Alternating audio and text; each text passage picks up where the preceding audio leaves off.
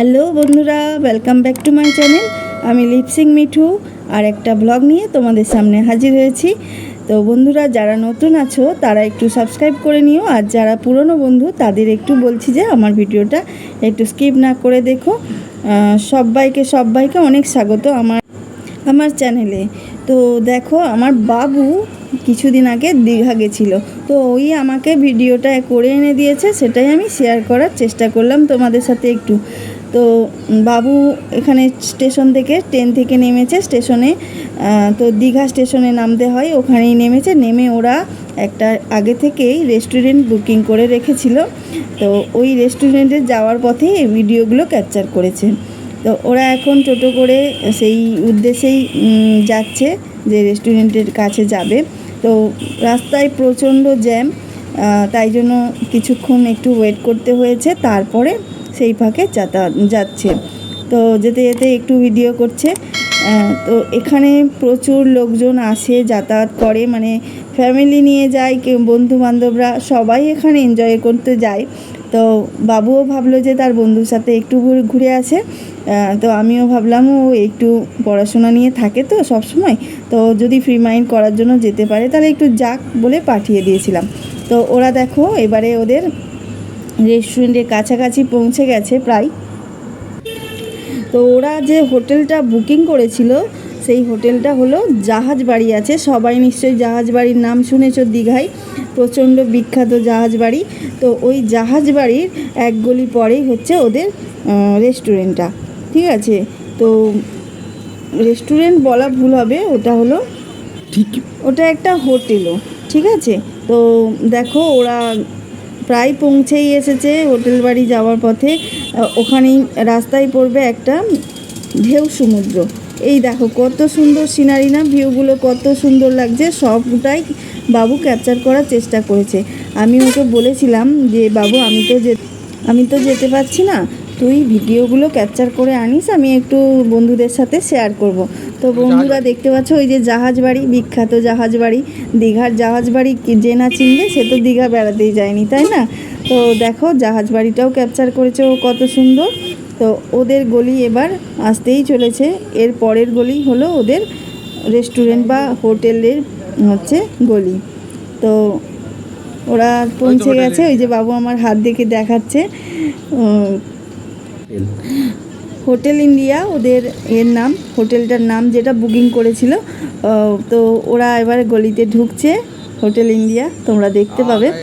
আর যেটা এই যে ডেসক্রিপশানে দেওয়া আছে, মানে ওই স্ক্রিনে যে নাম্বারটা দেওয়া আছে, ওটা হলো ওই হোটেল ইন্ডিয়ার যে হোটেলের হচ্ছে নাম্বার। তোমরা যদি কেউ কন্ট্যাক্ট করতে চাও, খুব ভালো ওখানকার ব্যবস্থা, আর খুব ভালো ওদের মানে রিসেপশানিস্টগুলো, মানে সব কিছু একদম সুব্যবস্থা ওখানে আছে। বাবু তো ওখান থেকে একদম মজা করেছে, আমার কাছে ভিডিও দেখাচ্ছে, প্রত্যেকবার আমার সুন্দর লাগছে। তো আমি বললাম এগুলো একটু শেয়ার করি। এ দেখো সুইমিং পুল, ওটা সব থেকে নিচের তলায় আছে, আর সবাই দেখো উপরটা কতটা ঘেরাঘুরি দিয়ে একদম, ওরা ছিল 4th ফ্লোরে ছিল, ঠিক আছে। তো ওরা এবার রুম দেখতে গেছে, রুমটা একটু দেখে নেবে, যে চেক করে নেবে যে ঠিকঠাক আছে কিনা সব কিছু। রুমটা দেখছে ওরা ঘুরে ঘুরে। তো রুমটাও এত ঝাঁচা চকচকে, একদম আমারও হেভি ভালো লেগেছে। তো এটা হলো ওদের টয়লেট, মানে টয়লেটটাও একদম, এটা হলো মিনি ফ্রিজ। তোমরা কেউ দেখেছো? আমি তো প্রথম দেখলাম, তোমরাও দেখে নাও। কোল্ড ড্রিঙ্কস রাখার জন্য ছোট্ট মতো একটা ফ্রিজের মতো। এই দেখো আমার বাবু কত সাজুগুজু করেছে, এবার খাওয়া দাওয়া করবে। ওখানে রেস্টুরেন্টে অর্ডার করে রাখতে হয়, রিসেপশানে গিয়ে বলে আসতে হয় কি কি খাওয়া দাওয়া হবে, সেই খাওয়া দাওয়া হবে।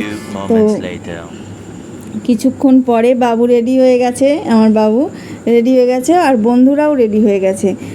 ওরা এখন যাবে সমুদ্রের ধারে। তো সমুদ্রের ধার দেখো কত সুন্দর ভিউ, রাত্রিরের ভিউ তো আরও সুন্দর। দীঘা যেন দীঘা একটা সুন্দরী সেজে বসে আছে, তাই না? কত সুন্দর লাগছে একদম চারিদিকটা, ও সবটাই ক্যাপচার করেছে।